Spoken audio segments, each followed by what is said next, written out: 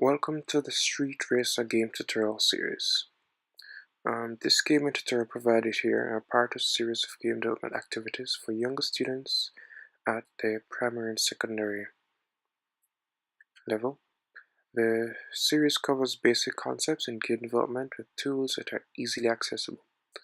The series is not for profit and is a community engagement activity to further encourage involvement in design and production with technology. All sessions are facilitated by industry-related discussions at a level suitable for the participants present. All credits and rights to image assets remain with the respective owners. In this first video, we'll actually demo the PowerPoint version of the game, and this was actually created in PowerPoint. As you can see, it's 8 slides, no programming experience required. So let's demo it.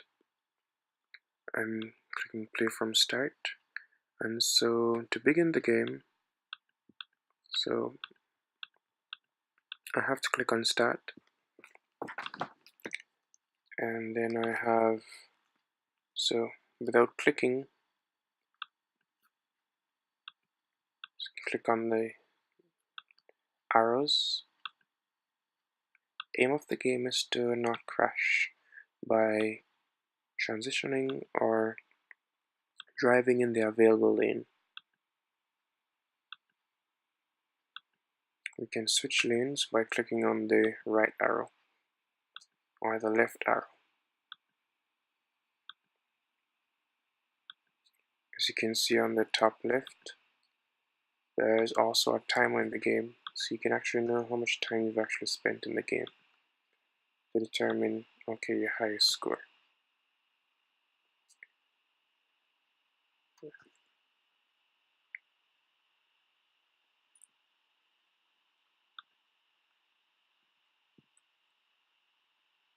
Even though it's PowerPoint,